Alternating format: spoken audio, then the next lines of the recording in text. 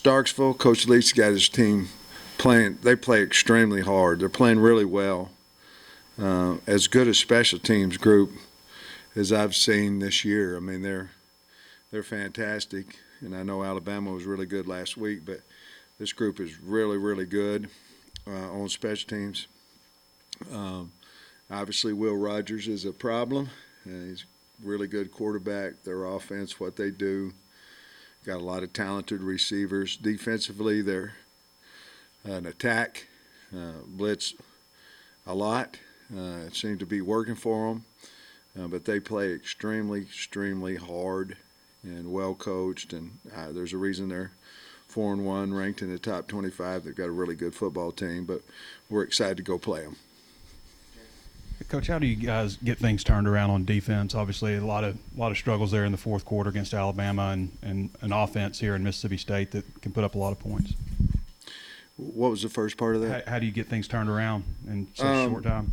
Well, we've got to get some people. We got to get some guys back a little bit. We've been beat up. It seems to me like pretty much all year, and we just have to continue to work on it. Man coverage has been a problem for us, especially if we don't get to the quarterback. It's been a problem for us, and we just have to continue to we have to be in position better. We certainly the explosive plays we've got to limit them. We have to be comfortable with keeping them in front of us and hoping we can have a pass breakup or get a guy on the ground. Our tackling and our secondary woes has got to improve. We've got kids that'll fight back there and work at it. So they are a big challenge, though. Yeah. Offense continued to battle. Had a few struggles down there in the red zone, but we got to ask the status of KJ Jefferson since he didn't go back in on Saturday. Well, he had some mild symptoms, and those are things that our doctors look at, saying, each kid's a little bit different of how they react, and we've had guys back within 3 or 4 days. We've had guys out for 27 days. So he's kind of a wait and see, to be honest with you. Does having almost all your road games, here in a row in the same month, does that change the approach at all, or how difficult is that? I think what changes your approach is the health of your team and basically who you're playing. I know last year, I think we had maybe 3 home games in a 5 in a row. 3 of them were home, but yet we were on the road, all but one of them. So that kind of changed a little bit when we were 4 out of 5. Our practices changed a little bit. We might have went in spiders on a Monday instead of shells and things of that nature. But I think right now we're a team that we've got to go, continue on the fundamentals and things of that nature. So I think we're going to stay probably pretty much status quo with what we've done. Last week we went in spiders. I don't think we're going to do that this way. I think we'll go shells today, but I think we'll pretty much stay routine this week for this game. And then I think your first win here was at Mississippi State in 2020, and obviously, limited crowd size then. But just what do you remember about that first win, and how will this year be different for you going in there again? Well, I remember finding out we hadn't won a SEC game in a long time after the game. I remember because everybody was so excited, and things of that nature. And you're right, there wasn't hardly anybody there because of COVID. Remember the excitement of the locker room and all those things. But we played a good game. They had scored 44, I think, on LSU the week before, and played a really good game on defense and made enough plays on offense to score. I think it was 21, and it was enough to score. But, it was certainly a good feeling, and my first game ball and all that kind of stuff. It was exciting. You've spoken about the double cloud coverage, but this is one of the teams that it kind of worked against. So I'm wondering, you got a mix in this game? What maybe you want? Well, you want to do? I mean, to be honest with you, and I'm not contradicting, but we won 9 games last year doing it. So it worked. However, we also got exploited by some teams that could run the football and big, like Georgia. Some of those guys and things of that nature. So certainly. We'll look at that, this week. Played a lot of it last year as well. I'm sure they'll be ready for that if we choose to go there. But I still think that we have to be multiple, but certainly we have to understand we've got to keep people in front of us and get them on the ground, and we've got to get better at that. So zone coverage at times can certainly help you with that. And just confirming, that means KJ's in concussion protocol. I didn't say that. Anybody else? If Cade Fortin, what was your evaluation of Cade's snaps the other night? And if he has to play, what strengths does he bring to you? What do you think? We're very confident with him, Tom, in practice. He's done really well in the 2-minute situations. He's a good quarterback, and he has experience. We also believe in Malik. If anything happened there, we still think we have 2 really good quarterbacks that can. They're certainly different, even though Cade can run a little bit as well. He would probably be looked at more as a passer and Malik more as a runner, but that's really not true. They both can do either. Sam, you guys just played A&M, so you're obviously familiar with their personnel. What did you think of what Mississippi State was able to do to them? Beat them. I know they forced 4 turnovers and beat them pretty decisively. That would be a big deal in the game. I mean, A&M goes down to the 5-yard line and fumbles, and they kick a field goal, and it goes back for a touchdown, and then their starting quarterback got hurt, and there's a lot of things that happen. All of those things happen because Mississippi State made them happen. I get that, but it was a tight game there, and basically on the field goal that was blocked back for a touchdown, kind of put the game out of hand. But they play so hard. This is a really good football team, and they play so hard, and obviously they can score points. But they're going to cause you problems on offense if you're not ready for all this movement and all the blitzing that they do and all this total blitz that they do.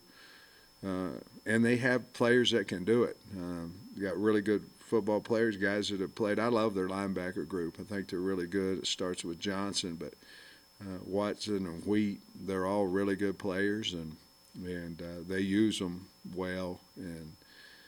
And they're really good at special teams. I mean, they have made a difference in a lot of games just on special teams alone. So they're playing. They're hot right now.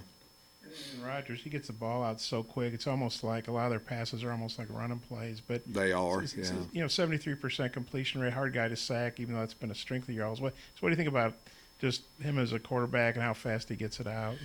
Well, now he's on year 3. Of playing now, Bob, and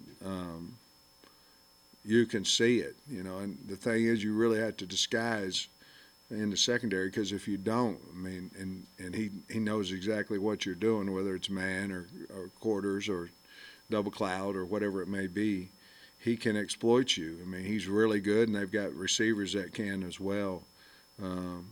So they'll have to be decision made, obviously, on 3rd down and things of that nature, whether we're going to go after him or not.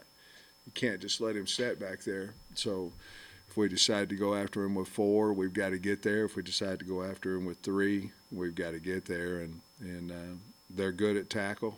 Obviously they lost their first rounder last year at left tackle, but they're good at tackle and good on the offensive line. So we got to move him at some point. We got to hurry him at least. And I thought we did a pretty good job of that last year. Coach, I know usually when there's an injury, you like the player to be able to return, have a day or so of practice. Can't remember what you generally like, but does that apply for KJ? Is there a day you like to have him back at practice for him to be able to play this weekend? Wednesday's always our day. They have to do something on Wednesday, or we pretty much count them out for the game. Wednesday's that day. And you mentioned that Fortin's been your number 2 quarterback for a few weeks now. What is Malik's role going forward, and does he maybe do more receiver, or how does that change for him? Well, he's a quarterback. I mean, he's a quarterback as well. Certainly the plan for him to play wide receiver has not been even what I thought it would be. But the plan is for him to play quarterback. Coach, I think that's back-to-back weeks now with a touchdown catch for Keytron Jackson. Just what have you seen in his development? And you mentioned kind of wanting more out of the passing game. How much of a key can he be in that improving? Well,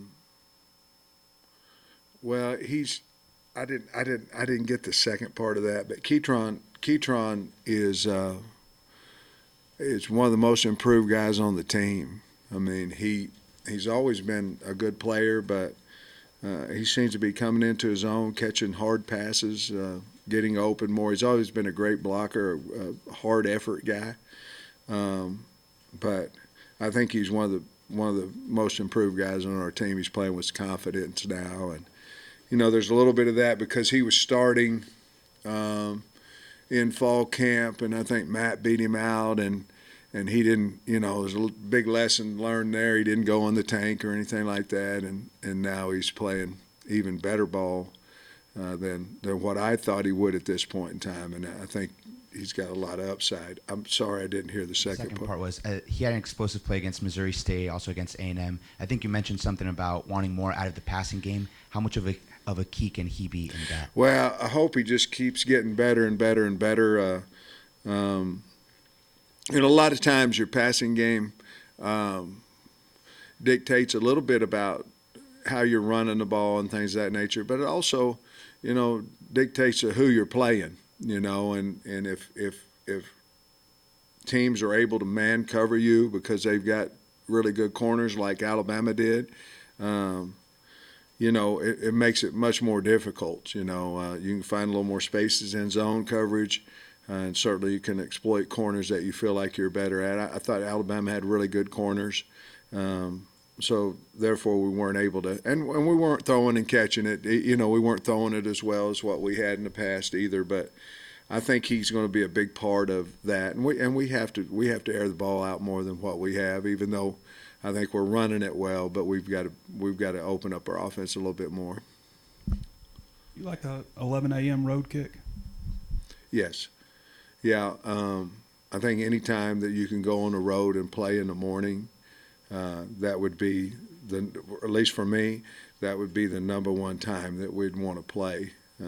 Anytime I think it starts getting later than that, and then tailgates get better and the people get louder, and so I like the early one, to be honest with you.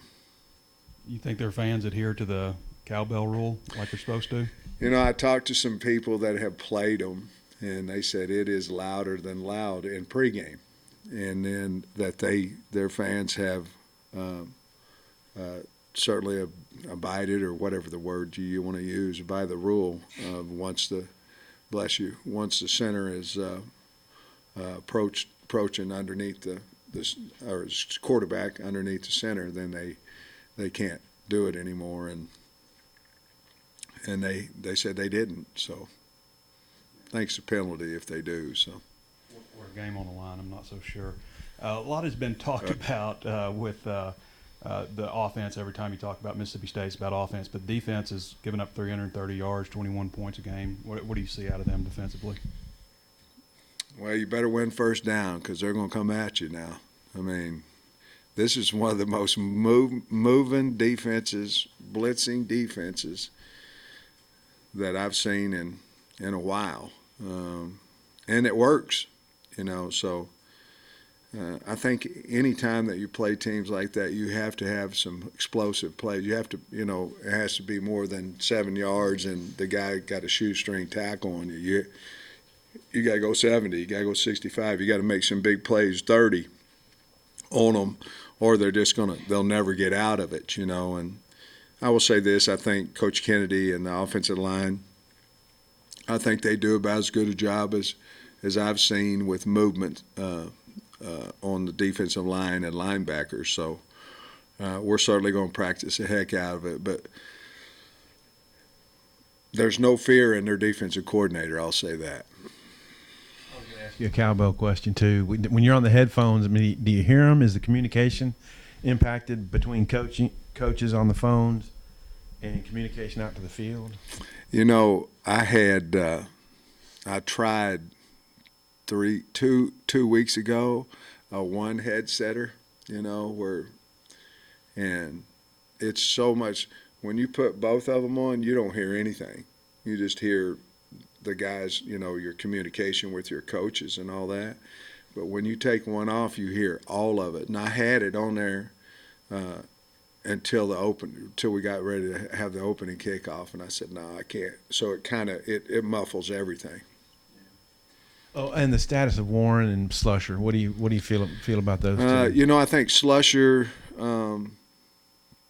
I would think he's a little more beat up, a little worse than Warren. I think Warren. We'll see what he can do at practice today. Slush. I think that's going to be a wait and see. We'd probably know more on Wednesday. About what his status will be, but that calf's jacked up a little bit. You mentioned it a little, but when teams are coming at you, max blitzes and things, what are the keys to defeating that? What do you have to do? Well, I always thought, when I was a line coach, I used to always think it was, recognition of the quarterback and the O-line. And I still think that's a big part of it. But if you ever look at it, and your receivers are the ones that have to understand it, because you can't. Total means they have one more than you do, no matter what. They have another guy, and they're man covered. Now, if your back went out, you could take a guy with him, but total means they have one more than you, and it's hot. It's automatic hot. It's only blitz really you can't pick up. And the wide receivers, if they're running, let's say they're running either a corner, or they're running a post, or they're running a comeback. Well, there's no time to get to the comeback part of it. So the wide receivers have to be aware that that's happening too. And then obviously you want to get as many people to the middle of the field as you can, because that's where it's vacant. And so I think all of them do, but I used to think it was just the line and the quarterback, but I think it's so important that the wide receivers understand it as well.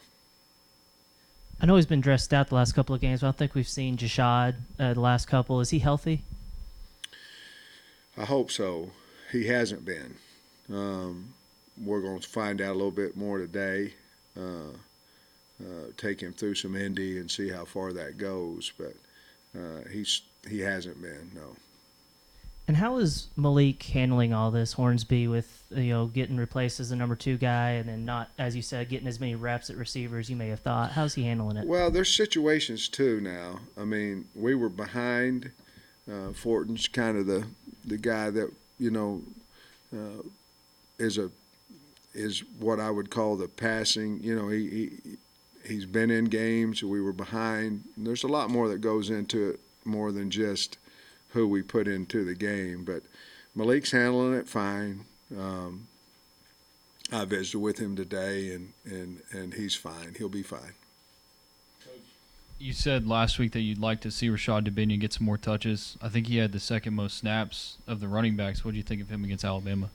Well, I thought he ran. It was unfortunate. We had the fumble, and he had a really nice run on that one. But mistakes happen. We certainly don't want him to. He doesn't. More importantly, he doesn't want him to. But I think he's just growing. I think he's getting better and better, and he's a fine running back, and we trust him. We put him back in the game, after that, and so we're going to try to continue to move him forward and carry the ball a little bit more, even this week. You feel like everybody's bounced back mentally from the way the Texas A&M game loss, happened, and then of course this game for next week. You feel like? Yeah, I think so. I mean, we were slow Saturday in the first half. We had a slow start, and as a coach, that's your responsibility. And then of course we had a fast start in the third quarter, but we had a slow start. So all those things you think about. Alabama's the number one team in the country. So you're not. Unless they get beat, they're going to be number one, so you're done with number one. So now we're going to play top 25s every week, you know what I mean? But that was a good football team. They're good, and we were fortunate and came back within 5 there and had a chance to get the ball, and have an opportunity maybe to take the lead there in the fourth. But so I think I'm trying to answer your question long, but I think if there was a lag from A&M, I think we got over it, but it might have took us a half to get there. The rest of that was just them making plays and us not being able to get them on the ground and misfitting some things. But no, I think we'll be okay. We lost 4 last year. We're at 2 right now, and I'll talk to the team about that. And see if we can't go beat Mississippi State. You're going to torture everybody's ears this week in practice with cowbells piped in, all that stuff? Well, that's probably the plan. We're only going to do it in team settings today. We're going to cut them some slack during 7-on-7, but team settings we certainly will. I think I got this right. Mississippi State's outscored opponents 52-7 in the first quarter. Well, what do you make of that? And I guess what kind of premium does that put on getting off to a good start? Well, obviously they've been well coached, and their game plan is against what they're seeing. And it seemed to me like they're well prepared on both sides of the ball. Obviously, to give up 7 for the year in the first and score 52. But I think a lot of that too is their offensive system has been identical for 3 years in a row now. Their quarterback's been back for 3 years in a row now. And defensively, I know the coordinator's been there at least 2. And they've got some older players, the guys that should be ready when it kicks off. So they've just done a great job of getting them prepared, I think. In the league for 3 years. I'm thinking y'all didn't know each other before that, but just wondering, being at meetings now for multiple years, how well have you got to know him? He's obviously kind of known for being a little different guy. Yeah, he's a great guy. I knew him a little bit when we had gotten fired at Oklahoma.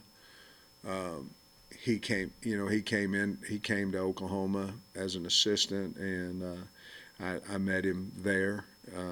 Just briefly. Obviously, I wasn't still employed, but met him there briefly. And then he's just a really quality, really good dude, really great guy, and obviously a great coach and a wonderful offensive mind as well. But I really like him. I respect him, and he's been good to me in the meetings and the conversations I've had with him. Sam, just looking at some of Mississippi State's passing numbers or the receiving numbers, they've got like 5 pass catchers right around the 20 catch mark. How do you kind of plan for that balance there? Well, you just have to stay balanced. I mean, they've got. It's not like maybe us last year where guys knew where Burks was and you're going to throw him the football. They've got so many guys that they catch some, one-on-one type balls. They catch them. I mean, they're really good at wideout. I believe that we'll trusts them, you know, and he'll throw it not in the crowd, but he'll throw the one-on-one ball and they'll come down with it. But they have so many really talented wideouts that can run and certainly can catch.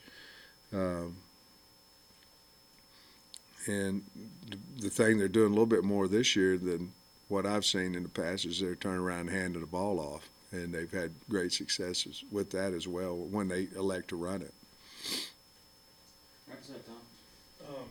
Will Arnett, their defensive coordinator, are they doing more pressuring than they were last year? What's the evolution maybe of what he's done? I think a little bit, depending on who they play, you know, a little bit. But most of the time, not most of the time, a lot of teams pressure for the pass. In other words, they're trying to get to the quarterback. Mississippi State pressures, to me, to get you behind the sticks in the run. And then that just continues whenever you get in third down. But, again, they're the most come-at-you team I've seen in a long time. And from a lot of different angles, from the middle, from the boundary, from the field. But I think they're a run pressure team is what I think, and they've had really good success with it. On the 77-yard scramble, Jordan Dominic got kind of hung up. Are you send in a few plays to the conference office kind of guy? We did, and now I'm not a little baby about it either. I mean, I know, you know what we're going to get back from the league as well. So if I don't think we can win, I don't send in 20. But if I don't think, and you're not really winning anyway. You're just getting a yeah, you were right or no, you were wrong, you know, type deal. But we always send somewhere probably between 3 and 7 a week. You know, we send in, and they're good enough to look at it, review it, and send us back a voiceover of what their thoughts were on it. Thanks, Coach.